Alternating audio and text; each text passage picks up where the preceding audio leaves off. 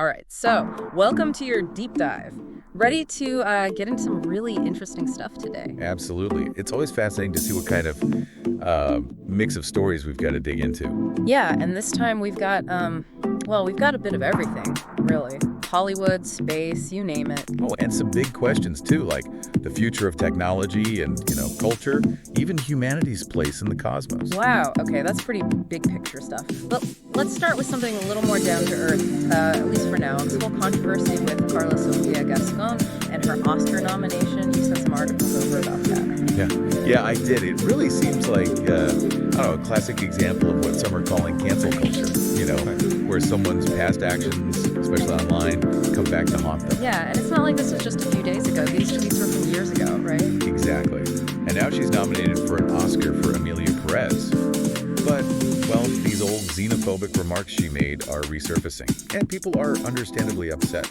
It's definitely a tricky situation. I mean, on the one hand, she's asking for guidance on how to move forward, says she's a victim of this whole cancel culture thing. But on the other hand, these were pretty serious remarks. For sure. And it's not just online outrage either. The Spanish Minister of Culture, he initially was celebrating her nomination, saw it as a win for Spain, but now he's expressing disappointment, saying this whole thing is impacting Spain's image. Yeah, I can see how that would be a concern, especially when you've got reports saying she's been pulled from all these big Oscar events like AFI Luncheon and the Critics' Choice Awards. It really makes you think, doesn't it, about where do we draw the line between holding people accountable for their past and allowing for growth and change. Right, especially when it comes to stuff online. It's like anything you've ever said can come back to haunt you years later. Makes you wonder, too, about the long-term implications. Will people become even more cautious about what they share online?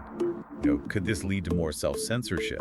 Or maybe it'll push us towards, having more nuanced conversations about accountability and redemption. I mean, it's a debate that's only going to get more intense as our lives become even more intertwined with the digital world. Totally agree. And speaking of the digital world and its ever-growing influence, that article you sent about Google updating its AI ethics policy, that was pretty eye-opening.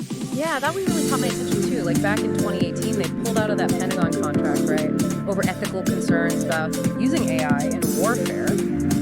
But now, their updated policy actually removes that pledge not to use AI for weapons or surveillance. It's a big shift, for sure. Makes you wonder what's driving it. It does. It makes you think about the evolving role of technology in global power dynamics. And I'm especially interested in how this connects back to other pieces about China opening the world's first training center for humanoid robots. Hold on, a whole training center just for robots? That's wild. What are they even teaching these robots?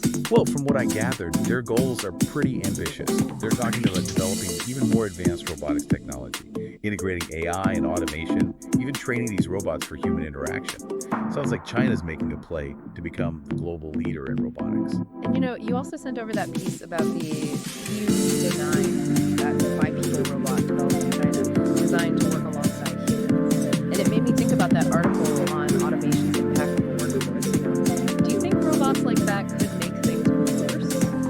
Or could they actually offer some solutions? Yeah, that's a good question.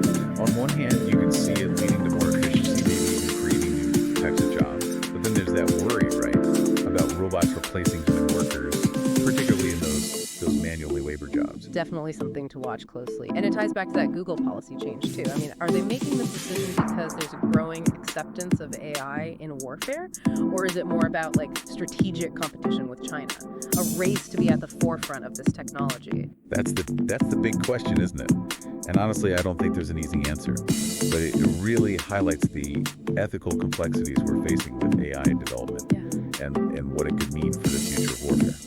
Yeah, it's a lot to take in. A world where robots are getting more and more sophisticated, and now potentially powerful AI being used for weapons. It gives you a lot to think about. It does. A lot to think about, for sure. But, on a lighter note, that discovery of the lost Van Gogh painting, that was pretty amazing. Reminds you of the power of art, human creativity. Oh, yeah, that was such a cool story. I mean, can you imagine finding a real Van Gogh at a garage sale? Just incredible. And the painting itself, Elimar, a bearded fisherman mending his net. Apparently, the experts think it was painted while Van Gogh was in that psychiatric hospital back in 1889. Really? Wow. It's amazing how they were even able to authenticate it, though. I mean, analyzing the canvas, the pigments, they even found a hair embedded in the paint. It's like something out of a detective novel, piecing together all these clues to confirm its authenticity. It really is. Makes you wonder how many other lost treasures are out there, just waiting to be discovered. And speaking of uncovering the past, what about that Indus Valley script? You sent some information on that too, right? Yeah, the Indian government's offering $1 million to anyone who can decipher it. But, those ancient symbols, they've stumped experts for over a century. It's crazy how long it's been a mystery. And I was reading that article you shared about linguistic analysis, and I guess researchers are using similar techniques to try and crack the Indus script. Yeah, they're looking for patterns, connections, anything that might give them a clue. Some think there might be a link to the Dravidian language family, but it's all pretty speculative at this point. And to make things even harder, the inscriptions themselves are so short. Like, they only average 5 symbols each. And there's no Rosetta Stone, nothing to help decipher them. It's like trying to solve a puzzle with only a few pieces. Exactly. But if they do manage to crack the code, well, think of what we could learn. It could unlock so much about one of the world's oldest civilizations, their culture, their beliefs, their everyday lives. Talk about a game changer. Okay, so from ancient mysteries to modern day drama, we've got to talk about that whole Blake Lively and Justin Baldoni situation. Oh yeah, that legal battle. I think every news outlet's been covering it. And a judge just admonished them, Lively and Baldoni and Lively's husband, Ryan Reynolds, for basically turning their legal dispute into a media circus. It's gone pretty messy, hasn't it? I mean, the basics are Lively suing Baldoni, who was her director and co-star in It Ends With Us, for sexual harassment and defamation. Then he countersues for defamation and wants like $400 million in damages. Yeah, talk about high stakes. Yeah. But then they both go and air all their dirty laundry in the media.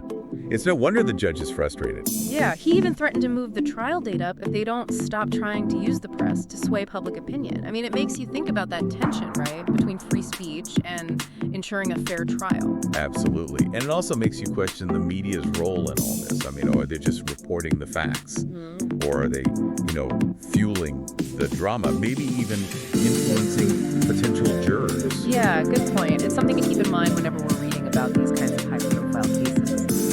Okay, so on a much lighter note, you also included this article about a legendary band making a comeback. Ozzy Osbourne is reuniting with Black Sabbath for a farewell concert in Birmingham, England. Their first performance together in, 20 years? It's gonna be epic. I bet. The concert's even called Back to the Beginning. And get this, Metallica, Slayer, Alice in Chains, they're all performing too. Can you imagine that lineup? Talk about a metalhead's dream. Oh, I would be there in a heartbeat. Front row, head banging, right along with everyone else. Wouldn't you? Absolutely. It's a chance to see music history in the making. But okay, shifting gears again.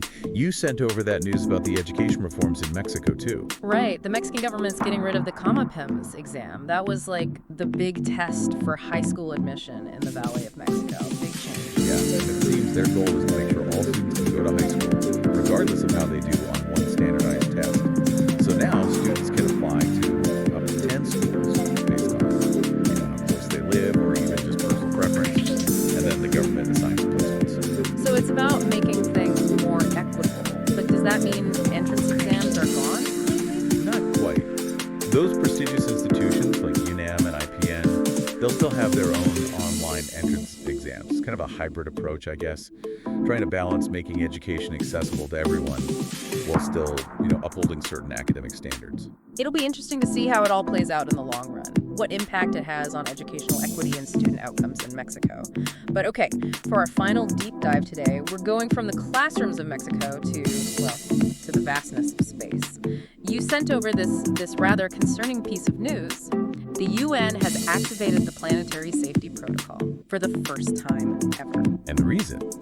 A potentially hazardous asteroid. An asteroid? Seriously? Yeah, it's called 2024 YR4. The big one too, about 90 meters wide. There's a 1.5% chance it could hit Earth on December 22nd, 2032. December 22nd, 2032. Got it. But wait, 1.5%? That doesn't seem like a lot. True, but it's still significant enough to trigger a global response. And that's where the Planetary Safety Protocol comes in. Okay, so what exactly is this protocol, and what are they doing about this asteroid? Basically, it's a set of measures coordinated internationally to figure out how serious the risk is and how to stop an impact from happening. Experts from NASA and the European Space Agency are already meeting, analyzing data, discussing strategies. Remember the DART mission? DART, oh yeah. No. The one where NASA, smashed a spacecraft into an asteroid to change its course. Exactly. It was a test, and it worked. They were able to nudge the asteroid off its original path. Pretty amazing, right?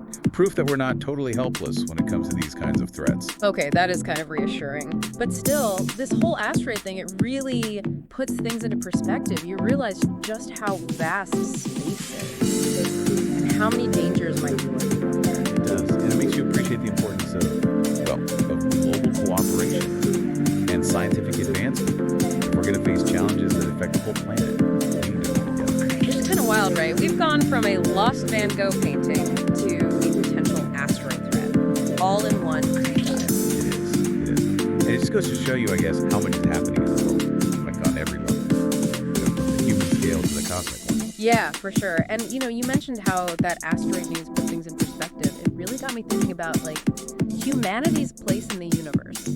Kind of humbling, Yeah. Realizing how much is out of our control. It is. It's a reminder that we're just, a small part of something much bigger. But, even with all the challenges we face, like climate change and all the division in the world, we also have this amazing potential for innovation, for collaboration. I mean, look at that DART mission. That was incredible. Right, that was a huge accomplishment. It shows what we can do when we work together towards a common goal. Exactly. It's almost like we're living in one of those choose your own adventure stories. The decisions we make today, both individually and as a global community, they're going to shape our future. They really are. So, it makes you wonder, what kind of world do we want to create, and what steps can we take to make that vision a reality? Those are the questions we hope you'll keep thinking about, even after this deep dive ends. Because ultimately, the future isn't just something that happens to us, right? It's something we create together. Well said. And on that note, we're going to wrap things up for today. Thanks for joining us for this deep dive. Until next time, keep exploring, keep asking questions, and keep those conversations going. Absolutely. See you next time.